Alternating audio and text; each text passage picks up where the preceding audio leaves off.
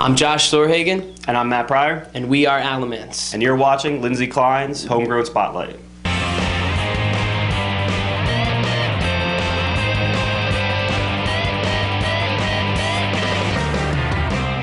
Hey, my name is Lindsay Klein. You're watching the WDHA Homegrown Spotlight. Today we're going to talk to a couple members of our Black Friday. Worked with these guys a bunch of times, done a lot of charities. Excellent band. Let's talk to them now. Welcome to the DHA Homegrown Spotlight. I'm going to talk today with Scotty and Mike from our Black Friday. You're looking at me weird because I called you Scotty. We're buddies. You're allowed to call me Scotty. You can call me anything you want. Right. Go on. Well, it's good to have you guys here finally. It's been a long time. We've worked together many times actually now, which absolutely. is awesome. So it's good to see you stripped down acoustically. You know, we do a lot of acoustic work. We just don't get to do it all that much. I mean, the band's a rock band, and so we love playing loud and proud, but, you know, I'm out all the time doing acoustic stuff, open mics everywhere, so a lot of the music that we write, we write it together acoustically, and it just kind of blossoms from the acoustic, so it all starts here anyway. Awesome. Now, how long has our Black Friday been a band? The band has been operational, I guess you could say, for almost a little over 6 years, and we've had, you know, a handful of characters that came through it, and I mean that with all due respect, because there's been a lot of talented guys that played in the band. But, you know, personalities don't mesh, schedules don't mesh, people are playing in other projects, it's just hard to keep a band going. Michael's been with the project as long as anybody has, and Jimmy, who just, you know, played in here as well. But we've had a really solid lineup for the past year. We're working on new music, which is great, and it just feels good to kind of be going again. Yeah. No. So is it all of you guys when you write your music, or? I think it starts kind of from a source. Like there's 2 or 3 of us that'll kind of come up with an idea. We'll come to the group, and then the group's either like, "Hey, let's work on that," or how about we shelve that one? And that's really kind of how the process has always worked, and it seems to continue that way. Describe your sound. What have you been, you know, for listeners that are just seeing you today? God, we've had people say that we sound like everything. Hip-hop. I've had to hear Creed, I've had to hear Bon Jovi, I've had to hear things that, Alice in Chains, Foo Fighters. I mean, I think as a band, we certainly listen to that stuff, and it comes through in our writing. You know, I always tell everybody I'm a music fan before I'm a musician, and so when I write stuff that hopefully has a hook and a melody that people will remember when they see it live, you know, maybe humming it on the way home. So just like when I go to a great concert and see something, and maybe it was a song that's new to me, and I have that little part of it in my head, I want people to take our music away the same way and have a little jingle to go with it. Absolutely. You know. Talk about, I mean, what I did with you guys so far. DHA has been a part of your bands. You've put on Jam for Janice. We just did Rock in the Lake recently. Right. So where's that come from? Because, you know, some of these bands are just starting off, and you got these huge ideas. They're great, and they're all like benefits, and it's just awesome. It's great to see you out there. And those events, they stem from charitable causes, you know, and that's a big part of my life. My mother's a 2-time cancer survivor. That kind of drove me to get involved with things that I never really knew about. I do a lot of work with the Valerie Fund, this place called Camp Happy Times, which helps children with cancer. That was just almost like a life movement. Once I got into it, I couldn't get out of it.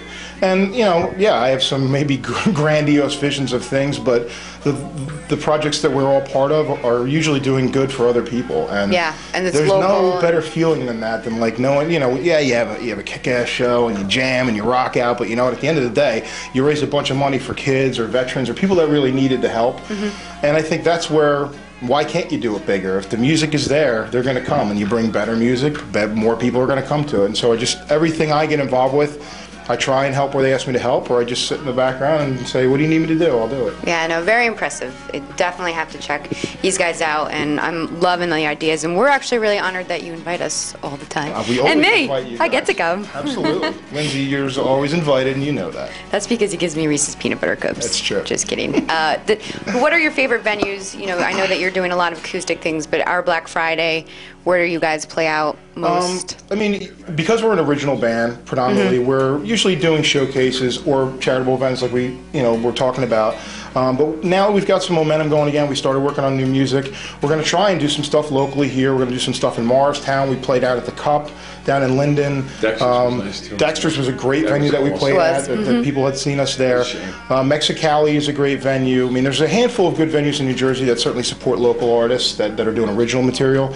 So we'll try and team up with a tribute band or a cover band that'll help us, you know, bring some fans in. Hopefully we'll kind of glom onto their fans if they like our stuff, and vice versa. You know, we want to book gigs with great bands that are out there doing both originals and covers. But for us, I mean, the bread and butter is our original music. We just started doing more and more covers ourselves, and you know, you throw them out there. We did the Foo Fighters song at Rockin' the Lake, and let me tell you, everyone was singing it because everybody knew that song. You know, the handful, the Pockets, Tommy, and other guys were singing our songs.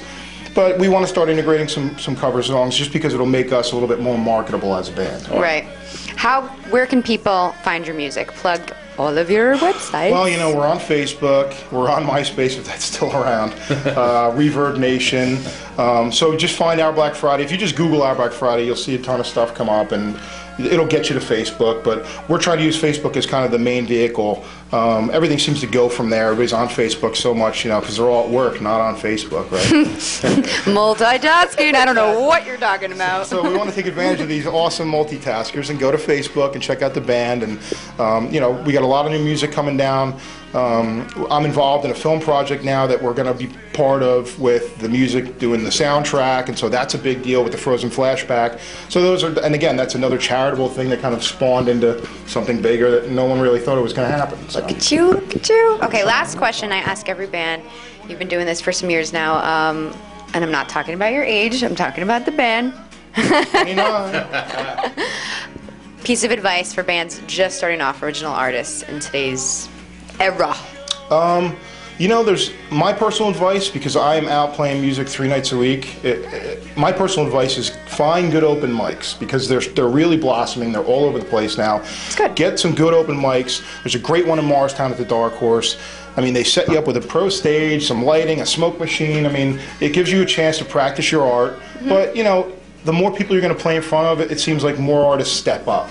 You know, when people get in front of more people, yeah, maybe you get nervous, but just get out there, do your thing, be confident about it, and, you know, take criticism. That's the biggest thing, because I welcome it, because all I want to do is polish what we've got based on what other people see and hear. So that's my Nobody advice. has said that yet. I like that. I would also, not to chime in. No, chime in, you're here. Scott doesn't talk a lot at all. Not at all, man. I would say to keep your passion with the music. Absolutely. It's discouraging, you know. You see a lot of people, you see the stardom, like, oh, I want to be up there on stage. I mean, who doesn't, you know? But if you keep it, you know, with your love for what you're actually doing, it might take a minute, you know. It might never happen one day. You never know. But as long as you keep your, you know, the reality of what you're doing is a love for music. I mean, it's why we're up there. I pretty much can second that. I mean, if I didn't have any passion to do this, we wouldn't be doing it. We wouldn't be chugging through all nonstop. I mean, that's what it's about. So I love it. We love it. That's why I think we're Love. All right, thank you so much. Our Black Friday. Check them out.